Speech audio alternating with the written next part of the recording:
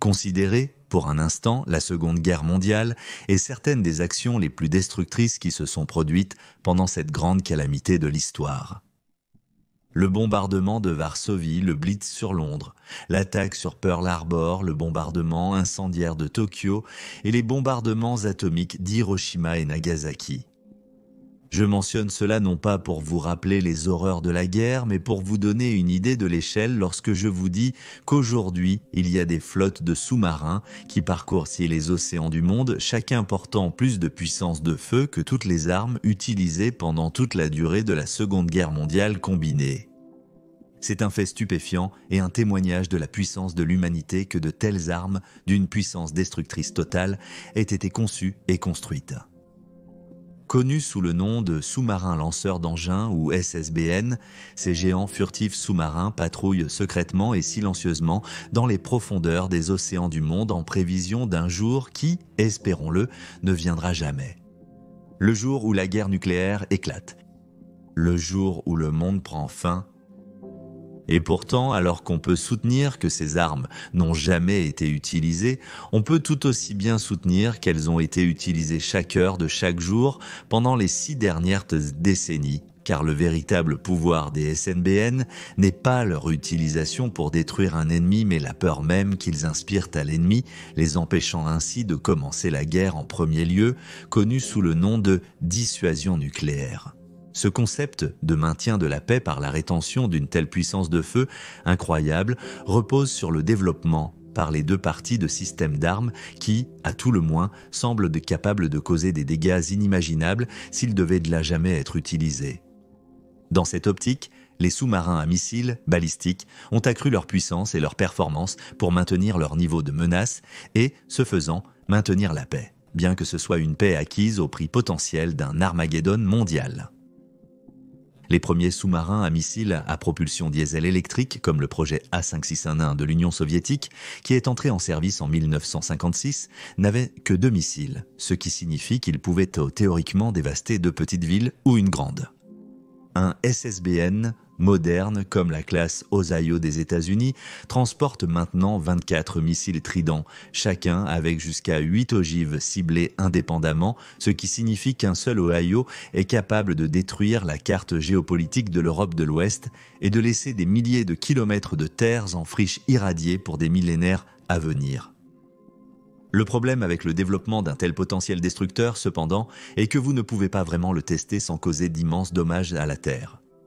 Même lors des tests de missiles sans ogive nucléaire, un seul ou 2 ont été tirés à la fois depuis un seul sous-marin. Ainsi, pendant des années, les équipages des SSBN, qui désignaient leurs navires comme des boomers, fonctionnaient uniquement sur la théorie que si le moment venait, ils pourraient déployer leur arsenal nucléaire complet en toute sécurité et efficacement, car cela n'avait jamais été fait en opération. Cependant, à mesure que les années 80 avançaient, et que la guerre froide entre l'Est et l'Ouest entrait dans sa phase finale et peut-être la plus dangereuse, la marine de l'Union soviétique a concocté un plan pour effectuer le test ultime de leur SSBN, le lancement d'un salve complète de missiles. C'est l'histoire de l'opération Behemoth. Après les années 50 et 60 tumultueuses, où une confrontation nucléaire semblait presque inévitable, les superpuissances des États-Unis et de l'Union soviétique, avec leurs alliés respectifs, sont entrées dans une période optimiste dans les années 70. Malgré la méfiance persistante entre les deux parties, un effort délibéré a été fait pour commencer à réduire le nombre d'armes nucléaires dans le monde. Connu sous le nom de pourparlers sur la limitation des armes stratégiques ou Strategic Arms Limitation Talks, les accords ont aidé à stopper l'augmentation des stocks d'armes nucléaires et ont interdit le développement d'armes de missiles antibalistiques. Dans le dernier cas, on pensait que le développement d'armes pouvant annuler l'efficacité des missiles balistiques pourrait encourager un camp à déclencher un conflit en croyant qu'il n'était plus à risque de subir une contre-attaque dévastatrice. La guerre froide n'était en aucun cas sur le point de se terminer avec ces améliorations des relations, mais elle représentait certainement un dégel des tensions et la promesse d'un avenir meilleur. Cette promesse a été symbolisée par la rencontre des astronautes américains et des cosmonautes soviétiques en orbite le 17 juillet 2009 1975. Un événement presque impensable juste 10 ans auparavant, et il a démontré ce qui pourrait être réalisé grâce à la coopération plutôt qu'à la compétition. Deux événements viendraient de complètement briser tout le bien qui avait été accompli entre les deux camps dans les années 70.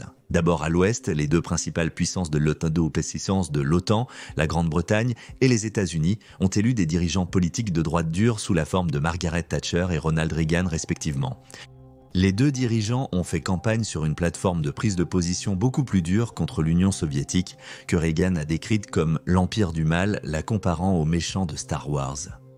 Le deuxième événement s'est produit de l'autre côté du soi-disant rideau de fer, lorsque la veille de Noël 1979, les troupes soviétiques ont envahi l'Afghanistan, déclenchant une vague de condamnation internationale. Les soviétiques prétendaient de venir en aide à un allié communiste qui était ébranlé par des soulèvements influencés par l'Occident, tandis qu'à l'Ouest, beaucoup le voyaient comme comparable à Hitler envahissant la Pologne. Et comme, en septembre 1939, la guerre mondiale allait finalement suivre. Le monde est entré dans les années 80 incertain de sa survie durant cette décennie. La paranoïa des deux côtés était à son apogée, chacun craignant que l'autre ne développe de nouvelles super-armes pour faire pencher la balance en sa faveur. Et la vérité est que c'est exactement ce qui se passait. Le président Reagan croyait qu'en forçant l'Union soviétique à investir dans de nouvelles armes pour rivaliser avec les États-Unis, il pourrait en effet faire faillite l'Union soviétique par soumission, gagnant la guerre avec des dollars plutôt qu'avec des missiles. Les États-Unis ont donc entrepris un programme massif de rééquipement qui les a vus acquérir un nombre incroyable d'armes avancées, y compris des systèmes d'armes nucléaires comme le bombardier stratégique Rockwell B&B au Lancer et finalement les premiers sous-marins porteurs de missiles balistiques tels les Trident. L'Union soviétique communiste savait qu'elle était à un désavantage significatif lorsqu'il s'agissait de financer son propre projet de rééquipement pour rivaliser avec les Américains et leurs fonds apparemment illimités pour la défense. Et ainsi, ils ont dansé dans les mâchoires du piège. Ils n'avaient d'autre choix que de s'engager dans la recherche et le développement de nouvelles armes pour maintenir la parité avec l'Occident, dépensant de plus en plus. Cependant, ils avaient une arme secrète, le SSBN, leur flotte de sous-marins à propulsion nucléaire. En 1968, la marine soviétique a commencé à déployer leur classe de SSBN du projet 667A, surnommé par l'OTAN le Yankee One. Armés de 16 missiles balistiques lancés par sous-marins, R-27, chacun ayant une puissance destructrice d'1 mégatonne. Le missile à carburant liquide avait une portée de 2400 km. Sur le papier, le Yankee One et le sous-marin R-27 donnaient à l'Union soviétique une parité avec les SSBN américains et britanniques armés de missiles. Pourtant, la réalité était quelque peu différente. Le problème pour les soviétiques était que pour amener leurs missiles R-27 à porter des cibles en Amérique du Nord, ils devaient traverser les États-Unis. Le réseau complexe de capteurs Sound Surveillance System de la marine entre le Groenland, l'Islande et le Royaume-Uni, le soi-disant Gap de Griouk. Sound Surveillance System, un acronyme signifiant « système de surveillance sonore », incorporait des capteurs acoustiques passifs qui écoutaient les sous-marins soviétiques qui ne se rendraient pas compte qu'ils avaient été détectés. Un sous-marin d'attaque de l'OTAN pourrait alors commencer à suivre le SSBN soviétique, prêt à le détruire si le besoin se présentait.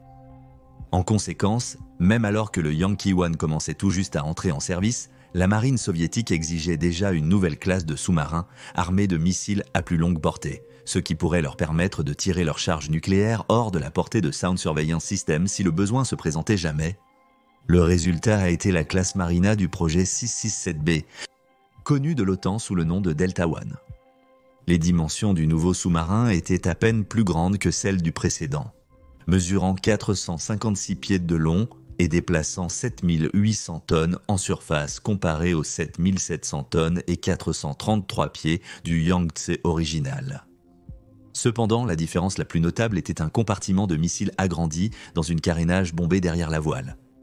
C'est ici que le Delta One a abrité son arsenal de 12 missiles balistiques lancés par sous-marin à combustible liquide R-29 ou missiles balistiques lancés par un sous-marin. Le R-29 avait presque 3 fois la portée du précédent R-27 à 4784 miles, donnant au Delta 1 une portée opérationnelle nettement plus grande. Le Delta original est entré en service en décembre 1972 et 17 autres navires construits selon cette spécification suivraient, représentant une menace significative pour l'OTAN. Les sous-marins de classe Delta étaient l'un composé d'une conception à double coque avec une coque externe en acier faiblement magnétique, mince, enveloppée autour d'une coque interne sous pression plus épaisse, ce qui rendait plus difficile sa détection à l'aide de systèmes de détection acoustique ou magnétique. Et pourtant, la marine n'a fait que devenir plus puissante.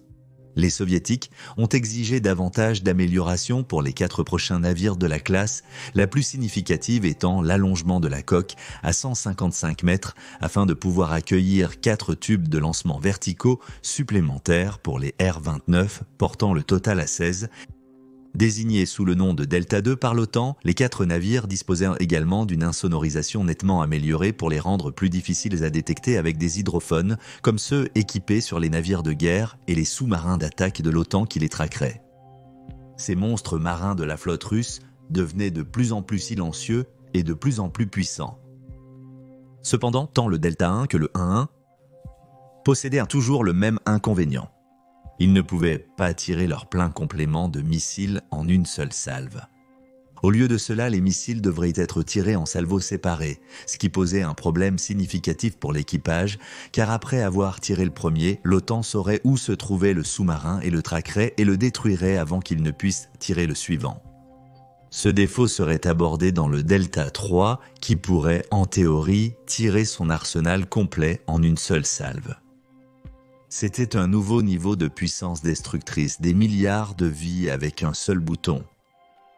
Le Delta III comportait également une nouvelle variante du R-29 désignée le R-29R.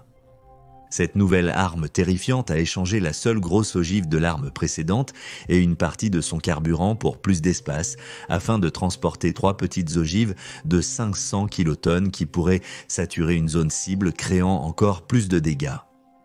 Le développement ultérieur du missile R-29 a finalement conduit au R-29RM Steel. C'était la version du missile ayant la plus longue portée à ce jour, capable d'atteindre une cible à 8500 km de distance. Il a également connu une autre augmentation du nombre de têtes nucléaires, chacune avec un rendement réduit. Cette fois, composée de 4 têtes nucléaires de 200 kilotonnes chacune.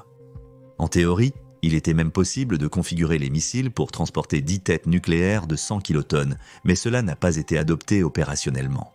Afin de transporter cette nouvelle arme en mer, une 4e variante Delta a été produite, le Delta 4e qui incorporait les améliorations du Delta III ainsi que le nouveau missile plus capable.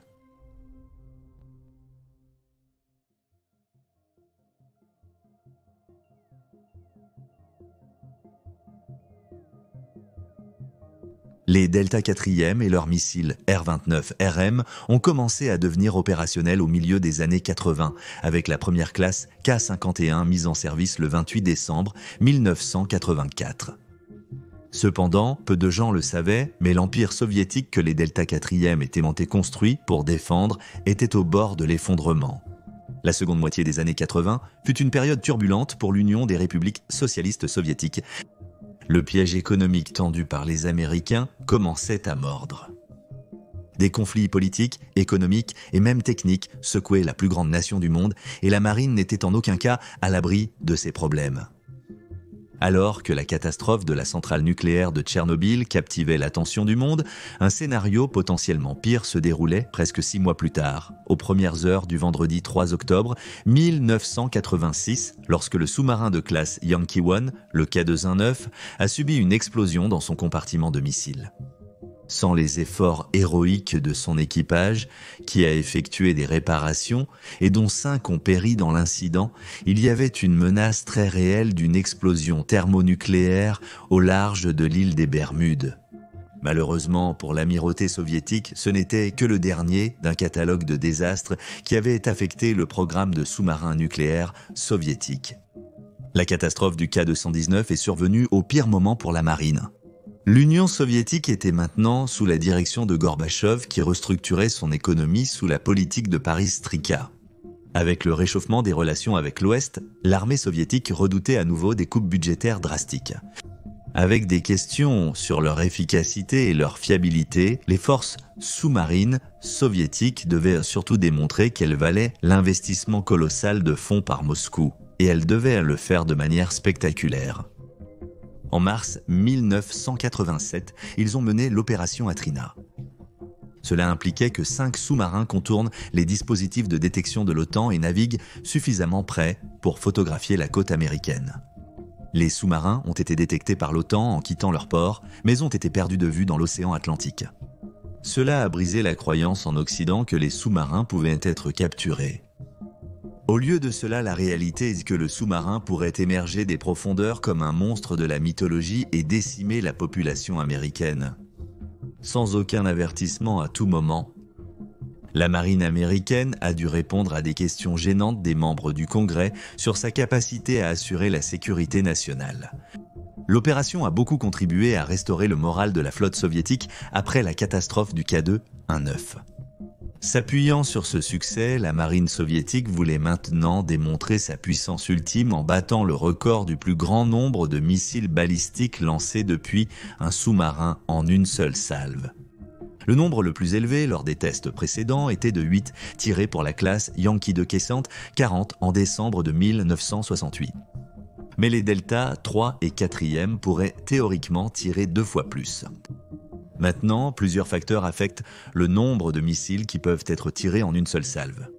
Cela inclut la contrainte exercée sur la coque du sous-marin par le lancement à l'océan à haute pression de ces missiles énormes et puissants. Il y a aussi la question de la stabilité. Avant de lancer ces missiles, un sous-marin lanceur d'engins balistiques stabilise son cap, sa vitesse et sa profondeur.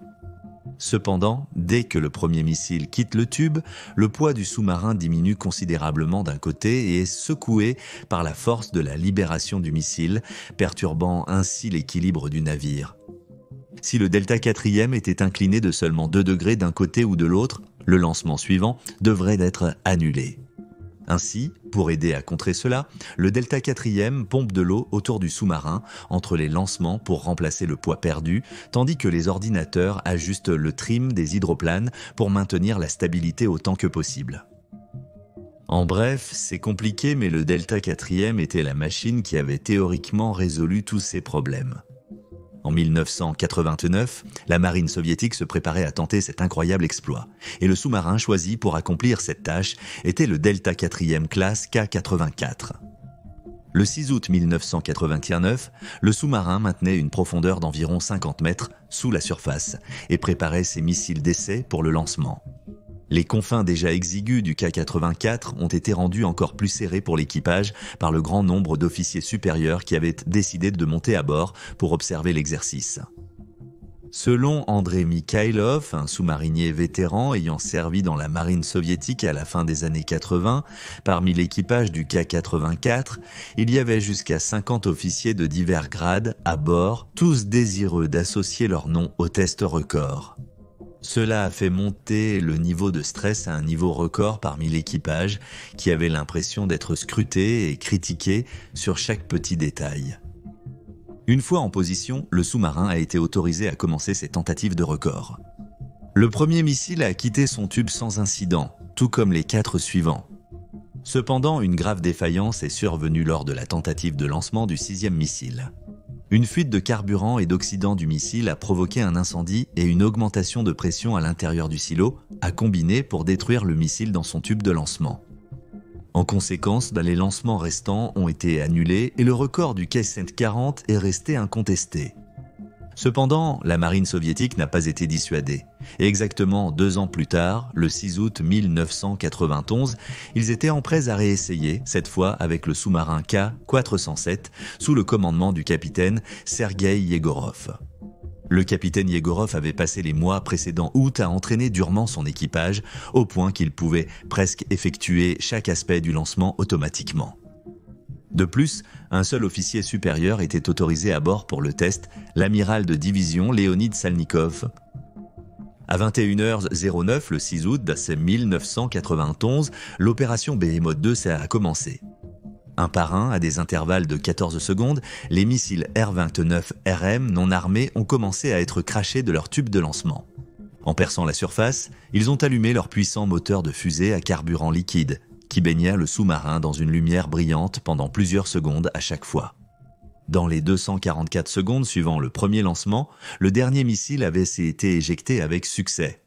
L'opération Behemoth 2 a été un succès et le capitaine Yegorov et son équipage ont établi un record qui tient toujours à ce jour. Cependant, c'était une victoire creuse.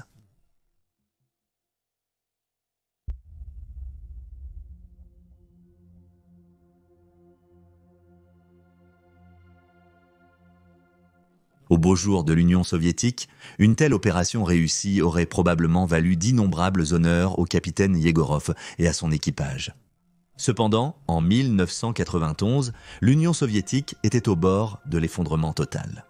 Secouée par la révolution, la difficulté économique et l'instabilité politique, l'opération Behemoth 2 est passée presque complètement inaperçue en dehors des cercles militaires. À peine 2 semaines après la fin du test, des communistes radicaux ont tenté un coup d'État contre Gorbatchev dont les réformes étaient considérées par eux comme la cause des malheurs de l'Union soviétique. Le coup d'État a échoué. Au cours des mois suivants, de plus en plus de régions de l'Union soviétique se sont détachées pour devenir des nations indépendantes jusqu'à ce que, le jour de Noël 1991, Gorbatchev déclare son rôle de leader de l'Union soviétique éteint. Il a donc remis l'autorité pour la dissuasion nucléaire soviétique à Boris Eltsine, qui a maintenant prêté serment en tant que premier président de la Fédération de Russie. La guerre froide était vraiment terminée, et en conséquence, des tests d'armes comme l'opération Behemoth appartenaient désormais à une époque révolue. Ainsi, le véritable héritage de l'opération Behemoth a été de servir de point final à la guerre froide, nous rappelant une époque où le monde était tellement paralysé par la peur et la paranoïa que l'humanité a littéralement fabriqué l'outil de sa propre destruction. En juillet 2020, le record du K407 reste intact. Cependant, au cours de la dernière décennie, la Russie a de nouveau commencé à se lever pour défier les puissances occidentales sur le plan militaire. La mentalité de la guerre froide, consistant à démontrer que Moscou peut rivaliser avec les États-Unis en matière de technologie de combat, semble revenir, même si la plupart des experts s'accordent à dire que l'essentiel de l'armée russe est équipé de matériel amélioré, mais toujours vieillissant. Les deux, K-84 et K-407, restent en service actif et ont été depuis armés de missiles balistiques encore plus avancés. Dans ce contexte que certains analystes qualifient de guerre froide, on soupçonne que les récents essais de missiles russes préparent tous une tentative de répéter, voire de surpasser, les résultats de l'opération Behemoth 2, prouvant à l'Ouest que la Russie reste une superpuissance nucléaire pertinente. Il semble que l'âge de l'opération Behemoth pourrait être à nouveau en hausse.